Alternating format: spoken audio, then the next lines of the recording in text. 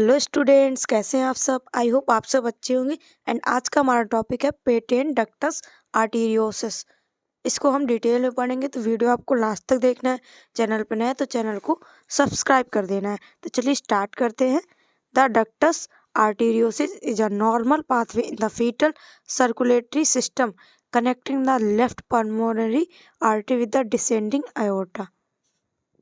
इसमें क्या होता है कि जो सर्कुलेटरी सिस्टम होता है उसमें क्या होता है, कनेक्ट हो जाता है लेफ्ट पल्मोनरी आर्टरी किससे, डिसेंडिंग aorta से। जो हार्ट की दो बड़ी बड़ी पाइप होती हैं, एक आपकी aorta, एक पल्मोनरी। जो कि पल्मोनरी आर्टरी है वो डिसेंडिंग aorta से कनेक्ट हो जाती है। इसमें आप अच्छे से समझ सकते हो, ये हमारी aorta है और ये पल्मोनरी आर्टरी है। और aorta का जो डिसेंडिंग पार्ट है वहाँ से ये कनेक्ट हो जाता है। ये आप देख सकते हो, इस जगह पे ये डिफेक्ट आ रहा है, इस जगह पे ये डिफेक्ट आ रहा है। इसको हम पेटेंट डक्टस आर्टीरियोसिस बोलते हैं। और ये कब होता है, जब बेबी मदर के बॉम में होता है तब होता है। बट इसकी जब डिलीवरी हो जाती है तो ये कुछ महीनों बाद, कुछ हफ्तों बाद ये कुछ दिन बाद ये हील हो जाता है अपने आप। During the foetal life blood flow is shunting away from the throat ductus arteriosus directly in the systemic circulation. इसकी वजह से क्या होता है, जो भी फीटल लाइफ होती है उसमें जो ब्लड फ्लो होता है वो डक्टल आर्टीरियोसिस के थ्रू सिस्टमिक सर्कुलेशन में डायरेक्टली ब्लड वहाँ पे शंट कर जाता है। Functional closure to duct arteriosis usually occur spontaneously during first 10 to 50 hour। जैसे कि कोई भी जैसे ये पेटेंट डक्टस डिफेक्ट है तो वो जल्दी हील हो जाता है, मतलब 10 से 15 घंटे बाद। जब बेबी बूम में होता है इसके बाद उसकी डिलीवरी होती है तो वो 10 से 15 घंटे बाद अपने आप हील हो जाता है।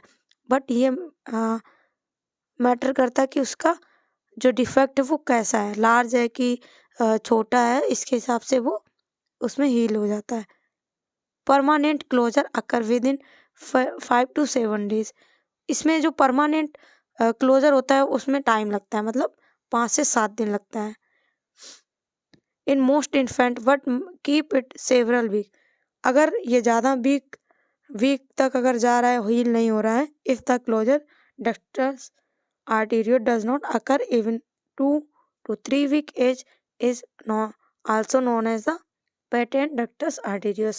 अगर ये 2 से 3 हफ्ते तक नहीं क्लोज हो रहा है तो इसको हम बोलेंगे पेटेंट डक्टस आर्टीरियोसिस। इसका इंसिडेंस कितना है, patent ductus arteriosus is one of the most common defect of heart. ये सबसे मतलब कॉमन है, हार्ट में जो डिफेक्ट हो जाता है उसमें से ये PDA सबसे कॉमन है। In the twice more common in female as compare to male. और ये मेल से ज़्यादा फीमेल में देखा गया है, उनके कंपेयर में ज़्यादा होता है फीमेल को। PDA is common in infant who weight less than 150 gram. PDA किस में कॉमन होता है, जिनका वेट 1.5 किलो से कम होता है, 500 gram. The account of 5 to 10 of the congenital heart disease. और इसमें से जो भी हार्ट डिजीज है ओवरऑल उसमें से 5 to 10% आपको ये कंडीशन देखने को मिलेगी। कि पैथोफिजियोलॉजी क्या होगी, failure to closure of ductus arteriosus lead to shunting of the blood from high pressure aorta to low pressure pulmonary artery. जब डक्टस मतलब क्लोज नहीं होता है तो उससे क्या होता है, जो हाई प्रेशर aorta है वो किसकी तरफ शंट करता है, पल्मोनरी आर्टरी की तरफ। ठीक है, बट जो नॉर्मल कंडीशन होती है उसमें ऐसा नहीं होता है। बट अगर ये क्लोज नहीं होगा तो हाई प्रेशर से aorta से लो प्रेशर पल्मोनरी आर्टरी में ये ब्लड शंट कर जाता है। This result in increase flow of pulmonary tree and increase return of left side of causing volume loaded left ventricle. जिसकी वजह से क्या होगा कि वहाँ का जो पल्मोनरी फ्लो है वो इंक्रीज हो जाएगा। ठीक है, क्योंकि जो aorta से प्रेशर आ रहा है वो पल्मोनरी में आ रहा है, तो पल्मोनरी आर्टरी में क्या हो जाता है, ब्लड फ्लो इंक्रीज होता है, जिससे कि उसका साइड इफेक्ट क्या होता है, वॉल्यूम लोडेड लेफ्ट वेंट्रिकल, जिससे कि लेफ्ट वेंट्रिकल में वॉल्यूम ज़्यादा लोड हो जाती है। आपका होता है पैथोफिजियोलॉजी। उसमें क्लिनिकल फीचर क्या देखने को मिलेंगे, ये आपको according to size, age of infant और बेबी कैसा प्रीटर्म है, तो उसके हिसाब से ही आपको ये साइन और सिम्टम देखने को मिलेंगे। In term infant symptom depend on the size of ductus, जो कि साइज ऑफ डक्टस के अकॉर्डिंग डिपेंड करता है सिम्टम। जैसे ज़्यादा उसमें डिफेक्ट होगा तो हार्ट फेलियर हो सकता है, कम होगा तो एसिम्टोमेटिक होता है, कुछ भी उसमें सिम्टम नहीं मिलेंगे। और अगर ज़्यादा है तो उसमें कंजेस्टिव हार्ट फेलियर हो सकता है। दिस चिल्ड्रन में ग्रो रिटार्डेशन इजली फस्टिगेबिलिटी, और इसमें बहुत ज़्यादा ग्रोथ रिटार्डेशन है, बेबी का वेट कम रहेगा और वो बेबी को जैसे ब्रेस्ट फीडिंग करेगा तो जल्दी थक जाएगा, थोड़ा रुक रुक के ब्रेस्ट फीडिंग करेगा। डायग्नोस्टिक इवैल्यूएशन क्या करेंगे, सबसे पहले करेंगे कार्डियक एग्जामिनेशन। उसमें आपको उसकी हार्ट बीट सुनना है, नॉर्मल है अब नॉर्मल साउंड जो भी आ रहा है आपको उसकी पल्स मेजर करनी है, जिसको कार्डियक एग्जामिनेशन बोलेंगे। इसके बाद में सेकेंड डायग्नोसिस है इलेक्ट्रोकार्डियोग्राम, ठीक है, उसकी ईसीजी करवानी है। नेक्स्ट है चेस्ट रेडियोग्राफ, और आपका वहाँ पे रेडियोग्राफी करवानी है और उसके साइज को वहाँ पे देखना है। नेक्स्ट आपको करवाना है इकोकार्डियोग्राफ, यहाँ से आप उसका लोकेशन, साइज सब कुछ पता कर सकते हो इकोकार्डियोग्राम से। नेक्स्ट है थेराप्यूटिक मैनेजमेंट, उसके लिए थेराप्यूटिक मैनेजमेंट क्या करेंगे, सम PDA will close spontaneously, however preterm infant are symptomatic and require increased ventilator support। मतलब कि कुछ बच्चों में ये एसिम्टोमेटिक होता है, बट जो प्री टर्म में भी हैं जिनका वेट बहुत ज़्यादा कम है उनमें सिम्टम होंगे, जो कि हम वेंटिलेटर के सपोर्ट से उसमें उसको सपोर्ट करेंगे।